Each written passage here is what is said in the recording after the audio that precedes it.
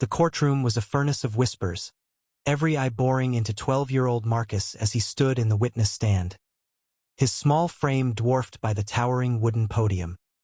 His heart thundered so loud he swore the jury could hear it, but he kept his chin up, locking eyes with the dog curled at his feet, a scrappy mutt named Shadow, whose fur was as black as the lies being spun against them.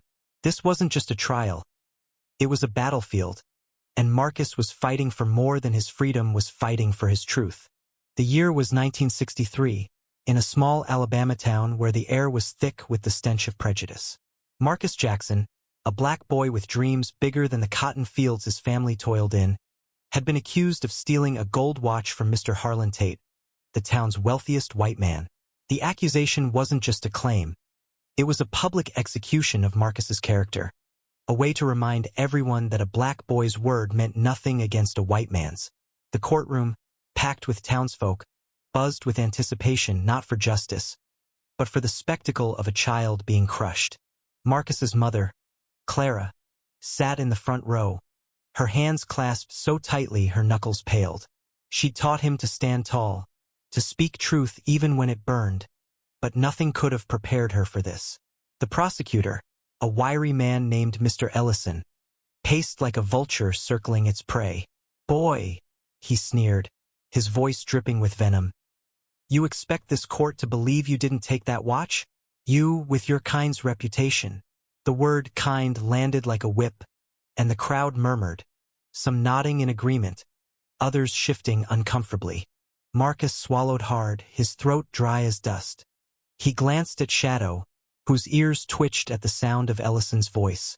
The dog wasn't just a pet. He was Marcus's shadow, his confidant, the one who'd seen everything that night by the creek. The truth was simple. Marcus hadn't stolen anything. He'd been fishing with Shadow when Mr. Tate's watch fell from his pocket during a drunken stumble by the water.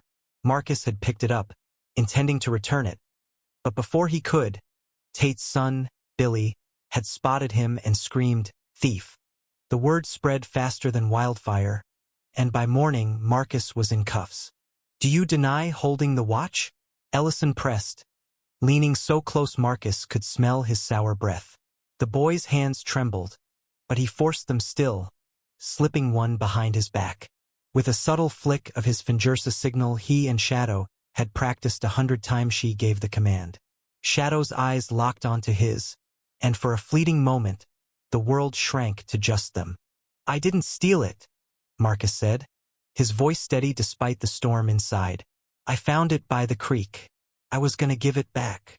The crowd erupted in jeers. "Liar!" someone shouted from the back. Clara's eyes glistened, but she didn't flinch. The judge, a gray-haired man named Judge Hargrove, banged his gavel, his face unreadable. "Order!" he barked, though his gaze lingered on Marcus, searching for something, guilt, perhaps, or a crack in the boy's resolve. Ellison smirked, sensing victory. "Found it, you say? Convenient. And where's this watch now, boy? Did it sprout legs and walk off?" Marcus's jaw tightened. He knew where the watch was. He'd hidden it in the hollow of an oak tree by the creek, hoping to return it before things spiraled. But Billy Tate had seen him hide it, and instead of telling the truth, he'd twisted the story to paint Marcus as a thief. The watch was still there, untouched, but Marcus couldn't prove it not without Shadow. The dog wasn't allowed in the courtroom by right. Marcus had begged for Shadow to stay, claiming he was a comfort in the face of fear. The judge, surprisingly, had allowed it, perhaps out of pity or curiosity. Now Shadow was Marcus's only hope. The signal he'd given wasn't just a whim. It was a plan, a desperate gamble born from nights whispering secrets to his dog under the stars. As Ellison droned on, listing reasons why boys like Marcus couldn't be trusted, Shadow stood, his movements deliberate. The crowd didn't notice at first, too caught up in Ellison's tirade, but Marcus saw. Shadow's tail flicked, and he padded silently toward the courtroom door, which stood slightly ajar. Marcus's heart raced. If Shadow could slip out, if he could make it to the creek. "Sit down, mutt," Ellison snapped, noticing Shadow's movement. The dog froze, ears back, but didn't retreat. The prosecutor's face reddened. Your Honor, this is a circus. The boy's using that dog to distract the court. Judge Hargrove raised an eyebrow, his gavel hovering. The dog stays, Mr. Ellison. Unless you're afraid of a mutt. The crowd chuckled, but the tension didn't break. Hargrove's eyes flicked to Marcus. Son, you got anything else to say before we move on? Marcus took a deep breath, his mind racing. He could tell them about the watch, about the tree, but who would believe him? A black boy's word against the Tate families was as good as dust in this town. But Shadow could show them. The signal had been clear, fetch.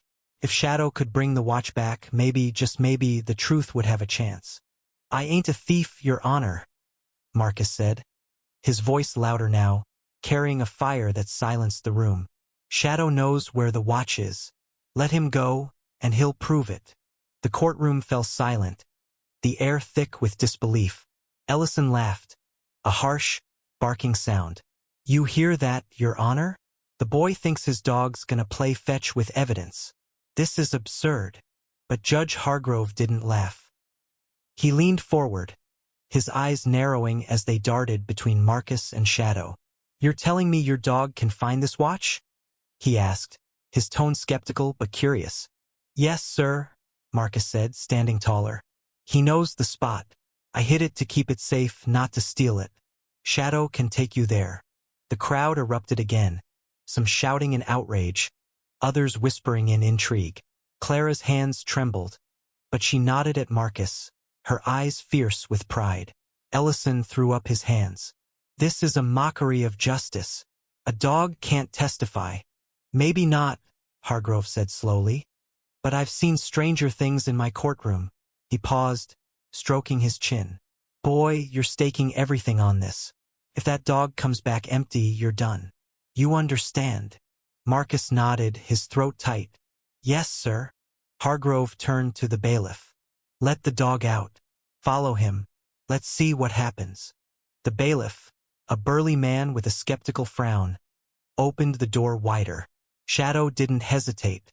He bolted through, his paws a blur as he raced down the courthouse steps. The crowd buzzed, some laughing, others murmuring prayers. Marcus felt his stomach twist. If Shadow failed, it was over not just the trial, but his family's name, their dignity, everything. Outside, the bailiff trailed Shadow through the dusty streets, the dog's nose low, his pace relentless. The creek wasn't far, but every second felt like an eternity to Marcus. In the courtroom, Ellison paced, muttering about stunts and disrespect. Clara clutched her rosary, whispering prayers under her breath. The jury shifted in their seats, some visibly annoyed, others curious despite themselves. Minutes dragged like hours. Marcus stood frozen, his eyes fixed on the door. He could feel Billy Tate's glare from across the room, the boy's smug grin burning into him. Billy knew the truth, Marcus was sure of it, but hate had twisted his tongue. The watch wasn't just gold. It was power, a symbol of who could be believed and who could be crushed. The door creaked open. The bailiff stepped in, his face unreadable. In his hand was a small, muddy object, a gold watch, its chain glinting in the sunlight streaming through the windows. Shadow trotted in behind him, tail wagging, a stick in his mouth as if he'd just played a game of fetch. The courtroom exploded. Ellison's jaw dropped, his papers slipping to the floor.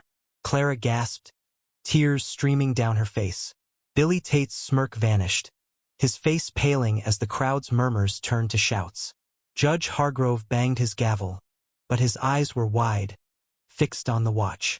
Where'd you find it? Hargrove demanded, his voice cutting through the chaos. The bailiff cleared his throat. In a hollow tree by the creek, just like the boy said. The dog led me straight to it.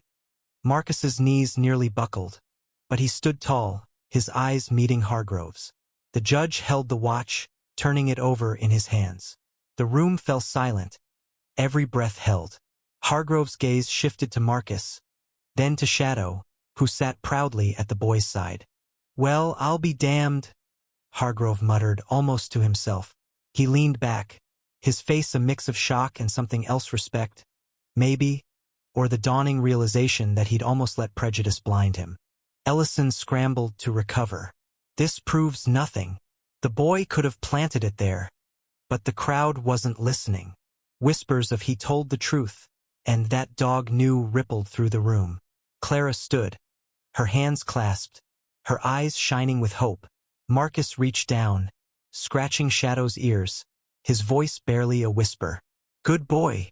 Hargrove raised his gavel, but before he could speak, Billy Tate stood, his face flushed. "He's still a thief," he shouted, his voice cracking. "You gonna believe a dog over me?" The judge's eyes narrowed. "I believe evidence, son. And right now it's speaking louder than you." The trial wasn't over, but the tide had turned. Marcus felt the weight of a town's judgment shifting, if only slightly. Shadow had done more than fetch a watch. He'd carried the truth into a room that had tried to bury it. For the first time, Marcus saw a flicker of doubt in the eyes of those who'd condemned him, and in that moment he knew. This was bigger than him, bigger than Shadow, bigger than a single watch. It was about a boy and his dog against a world that didn't want them to win. The courtroom's air grew heavier, as if the walls themselves held their breath. Judge Hargrove turned the gold watch over in his hands, its weight seeming to carry the weight of the truth Marcus had fought to reveal. The crowd's murmurs swelled, a mix of awe and disbelief, while Ellison, the prosecutor, scrambled to regain control. "Your Honor, this is a trick," he sputtered, his face red with indignation. "The boy trained that dog to fetch a planted watch. It's a stunt, nothing more." Marcus's heart pounded, but he kept his eyes on Shadow, who sat calmly at his feet, the stick still in his mouth. The dog's unwavering loyalty was a shield against the storm of accusations. Clara, Marcus's mother, stood taller now, her tear-streaked face glowing with a quiet strength. The jury, once stone-faced and skeptical, now leaned forward, their expressions shifting as the watch gleamed under the courtroom's dim lights. Judge Hargrove raised a hand, silencing Ellison. "Mr. Ellison, you've had your say. Now I'm interested in the boys." He turned to Marcus, his voice steady but laced with curiosity. "Son, you claim this watch was never stolen. Tell me exactly what happened that night by the creek." Marcus took a deep breath, his small frame steadying as he spoke. "I was fishing with Shadow, sir, like I always do. Mr. Tate came by, stumbling drunk. He dropped his watch in the grass near the creek. I picked it up to give it back, but he was gone before I could. Then Billy saw me holding it and started yelling, 'Thief!' I got scared, so I hid it in the tree to keep it safe till I could return it." The room was silent, every word landing like a stone in still water. Marcus's voice, though young, carried a raw honesty that cut through the prejudice clouding the air. He glanced at Shadow, who tilted his head as if nodding in agreement. "Shadow was with me the whole time. He saw it all. That's why I knew he could find it." Ellison scoffed, but his bluster was losing steam. "Your Honor, this is a child's fantasy. No one in their right mind would believe." "Enough," Hargrove snapped, his gavel cracking like thunder. He turned to Billy Tate, who was slouched in his seat, his earlier bravado gone. "Mr. Tate, you've been quiet. Care to explain why this watch was exactly where the boy said it would be?" Billy's face paled, his eyes darting to his father, Harlan Tate, who sat in the back row, his jaw tight. The older Tate's wealth and influence loomed over the town like a storm cloud, and his son had learned to wield that power early. But now, under Hargrove's piercing gaze, Billy squirmed. "Two don't know," he stammered. "Maybe he hid it there to trick everyone." The crowd stirred, some whispering in support of Billy, others muttering doubts. Clara's hands clenched tighter, her rosary beads digging into her palms. Marcus felt the weight of their stares, the town's history of turning a blind eye to truth when it came from someone like him. But he wasn't alone. Shadow's presence grounded him, a reminder that truth didn't need wealth or power to stand. Hargrove leaned forward, his voice low but commanding. "Billy, you're under oath. You're telling me you saw nothing that night?" "Nothing at all." Billy's eyes flicked to Marcus, then away. "I saw him with the watch. That's all." "Then why—" Hargrove pressed, holding up the watch. Did this end up in a tree, exactly as Marcus described? You think a dog just guessed where to look? The room buzzed again, the tension coiling tighter. Marcus's heart raced. He knew Billy was lying, but proving it was another matter. The truth was fragile in a town where skin color dictated trust. Yet Shadow had done the impossible. He'd brought the evidence back, and now the judge was listening. Hargrove turned to the bailiff. You followed the dog. Tell me what you saw. The bailiff, a man named Mr. Dawson, stepped forward, his voice gruff but clear. The dog ran straight to the creek, didn't hesitate, went to an oak tree, sniffed around, and pawed at a hollow. I reached in and found the watch just like the boy said. Ain't no way that dog could have known unless Marcus told him where to look. Ellison threw up his hands. This is absurd. A dog's not a witness. This boy's manipulating the court. But Hargrove wasn't swayed. He studied Marcus, then Shadow, his expression softening for the first time. I've been a judge for 20 years, and I've never seen anything like this. A boy and his dog just turned this courtroom upside down. He paused, his eyes scanning the jury. The evidence speaks for itself. The watch was where Marcus said it was. The question is, do we believe a boy who risked everything to tell the truth, or a story built on assumptions? The jury shifted uncomfortably, their faces a mix of guilt and doubt. Some had come ready to condemn Marcus, their minds made up before the trial began. Others now looked at him differently, as if seeing him for the first time not as a thief, but as a child fighting for his life. Clara stood, her voice trembling but fierce. My son ain't no thief. He's a good boy raised to do right. You all know what this is really about. Her words hung in the air, a challenge to the town's unspoken rules. The crowd fell silent, some bowing their heads, others glaring defiantly. Hargrove nodded, his face unreadable. Mrs. Jackson, I hear you. This court's job is to find the truth, not to uphold grudges. He turned to Marcus. Son, you took a hell of a risk today.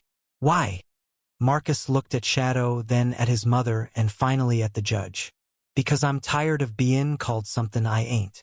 I didn't steal nothing. I just wanted to do what's right. The judge leaned back, his fingers steepled. I'm inclined to believe you, Marcus, but this court needs more than a watch and a dog's nose. Billy, I'm giving you one last chance to tell the truth. What did you see that night? Billy's face twisted, caught between fear and defiance. His father's shadow loomed large, but the courtroom's eyes were on him now. "Two saw my pa drop the watch," he mumbled, barely audible. The crowd gasped, and Harlan Tate's face darkened, his fists clenching. "Speak up, boy," Hargrove ordered. Billy's voice shook. "I saw pa drop it." Marcus picked it up, but I didn't give him a chance to explain. I called him a thief because I knew everyone would believe me. The courtroom erupted, shouts of outrage and disbelief mingling with cries of vindication. Clara sank into her seat, tears streaming down her face, but now they were tears of relief. Marcus felt a weight lift, though the sting of Billy's lie still burned. Shadow pressed against his leg, a quiet anchor in the chaos. Hargrove banged his gavel, his voice rising above the din. "Order. I've heard enough. Marcus Jackson, the charges against you are dismissed. The evidence and that remarkable dog have spoken louder than prejudice." Ellison slumped in his chair, defeated. Harlan Tate stood, his face a mask of fury, but he said nothing, storming out of the courtroom with Billy trailing behind. The jury, now faced with their own biases, filed out to deliberate, though the outcome was clear. Marcus was free. As the crowd dispersed, Marcus knelt beside Shadow, burying his face in the dog's fur. "You did it, boy," he whispered. Shadow licked his cheek, tail wagging. Clara rushed to them, wrapping her arms around her son, her sobs mixing with laughter. "You made me so proud, Marcus. So proud." The news spread through the town like wildfire. Some celebrated Marcus's victory, seeing it as a crack in the wall of injustice. Others grumbled, clinging to their prejudices, but even they couldn't deny what had happened. Shadow's fetch had done more than retrieve a watch. It had forced a town to confront its own heart. In the days that followed, Marcus and Shadow became local legends. Children followed them by the creek, begging to hear the story. Clara started a small fund to help other families fight false accusations, using the attention from the trial to shine a light on the town's inequities. Marcus, though still young, felt a fire kindling inside him, a dream to become a lawyer, to fight for others like him. The trial didn't erase the town's divisions, but it planted a seed. People began to talk, to question, to wonder if justice could mean more than protecting the powerful. Marcus and Shadow had shown them something undeniable. Truth, when fought for, could outshine even the darkest lies. Years later, an older Marcus would look back on that day, Shadow's collar still hanging on his wall. He'd remember the fear, the hope, and the moment a dog's loyalty changed everything.